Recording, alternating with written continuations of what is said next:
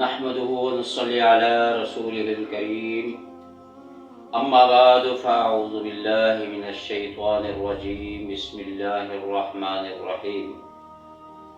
محترم سامعین ناظرین، السلام علیکم ورحمۃ اللہ وبرکاتہ۔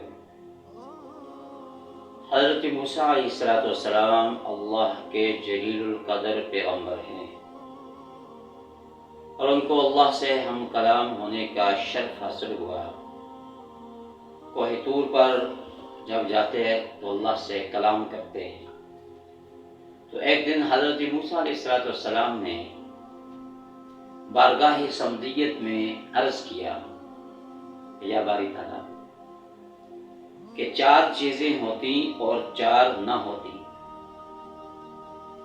فرمایا کہ زندگی ہوتی، موت نہ ہوتی۔ دوسرے نمبر پر فرمایا جنت ہوتی، جہنم نہ ہوتی۔ تیسرے نمبر پر حضرت موسیٰ علیہ السلام نے فرمایا امیری ہوتی، غریبی نہ ہوتی۔ اور چوتھے نمبر پر حضرت موسیٰ علیہ السلام نے اپنی خواہش کا اظہار کیا، صحت ہوتی، بیماری نہ ہوتی۔ خالق ارض و سما نے حضرت موسیٰ علیہ السلام کی ان 4 خواہشوں کے جواب میں ارشاد فرمایا کہ موسیٰ، اگر زندگی ہوتی، موت نہ ہوتی تو میرا دیدار کیسے ہوتا؟ حدیث پاک کا مفہوم ہے، فرمایا کہ جب جنتی جنت میں جائیں گے، جہنمی جہنم میں چلے جائیں گے، اور جنتیوں کو اللہ رب العالمین اپنا دیدار نصیب فرمائیں گے۔ فرمایا کہ روزانہ یا ہفتے میں ایک مرتبہ جس طرح جمعۃ المبارک کا دن ہوتا ہے، ایسے ہی اللہ تعالیٰ جنتیوں کو جمع کریں گے اور اپنا دیدار نصیب فرمائیں گے۔ تو اس لیے اللہ رب العالمین نے ارشاد فرمایا کہ موسیٰ، اگر زندگی ہوتی، موت نہ ہوتی تو پھر میرا دیدار کیسے ہوتا؟ اور دوسری خواہش کے جواب میں ارشاد فرمایا کہ جنت ہوتی اور جہنم نہ ہوتی۔ اگر جہنم نہ ہوتی تو میرے عذاب سے کون ڈرتا؟ دنیا کے اندر ہر شخص کو پھر تو یہ بات معلوم ہوتی کہ جنت ہے، مرنے کے بعد ہمیں جنت ملے گی، اور پھر دنیا کے اندر وہ گناہ کریں، سیاہ کاریاں کریں، نیک عمل کریں، ان کے دل کے اندر ڈر اور خوف ہی پیدا نہ ہو کہ اللہ کے عذاب سے۔ تو اس لیے فرمایا کہ یہ جنت اور جہنم، یہ دونوں چیزیں اللہ نے رکھی ہیں کہ دنیا کے اندر انسان نیک اعمال کر کے اپنے لیے جنت کما لے، اور اگر وہ گناہ کرے گا، کفر کرے گا، شرک کرے گا، نافرمانی کرے گا، تو فرمایا کہ وہ اللہ کے عذاب کا مستحق ہوگا۔ تو اس لیے اللہ نے اپنے بندوں کو عذاب سے ڈرانے کے لیے جہنم کو بھی لازم قرار دیا، کہ تاکہ میرے بندے جو ہیں وہ دنیا کے اندر نیک عمل کر کے اپنے لیے جنت کمائیں۔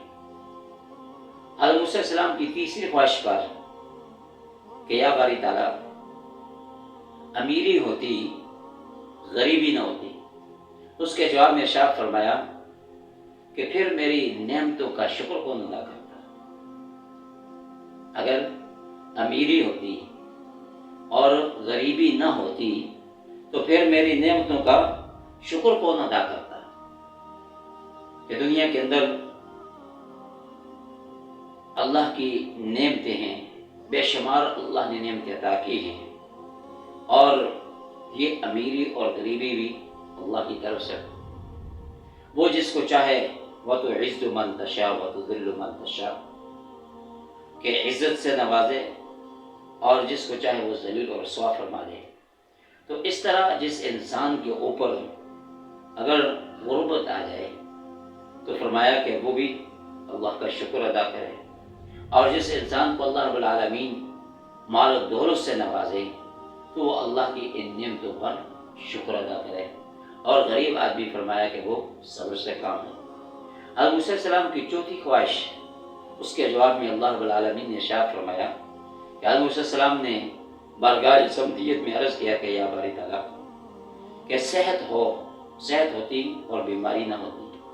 اس کے جواب میں اللہ رب العالمین نے ارشاد فرمایا کہ موسیٰ، اگر میں دنیا کے اندر سب کو صحت ہی عطا کر دیتا تو پھر مجھے کون یاد کرتا؟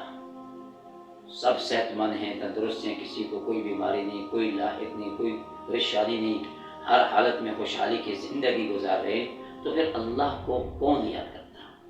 اور جب انسان کے اوپر کوئی مصیبت آتی ہے، پریشانی آتی ہے، بیماری آتی ہے، تو وہ اللہ کی طرف رجوع کرتا ہے، اللہ کو یاد کرتا ہے۔ تو اللہ تعالیٰ فرما رہے ہیں کہ ان 4 چیزوں کے ساتھ میں نے دوسری جو 4 چیزیں پیدا کی ہیں وہ اس وجہ سے پیدا کی تاکہ وہ میرے بندے جو ہیں وہ مجھے یاد کریں اور میری ان نعمتوں پر اللہ کا شکر ادا کریں۔ اور فرمایا لَإِن شَكَرْتُمْ لَأَزِيدَنَّكُمْ، کہ جو انسان دنیا کے اندر میری نعمتوں کا شکر ادا کرے گا تو اسے میں اور زیادہ عطا کروں گا، اور اگر وہ ناشکری کرے گا، میری نعمتوں کی نافرمانی کرے گا اور ناقدری کرے گا تو پھر دی ہوئی نعمتوں کو میں چھین لوں گا۔ تو اللہ رب العالمین سے دعا فرمائیں اللہ تعالی ہم سب کو جو کچھ کہا اس پر عمل کرنے کی توفیق عطا فرمائے۔ وآخر دعوانا ان الحمد للہ رب العالمین۔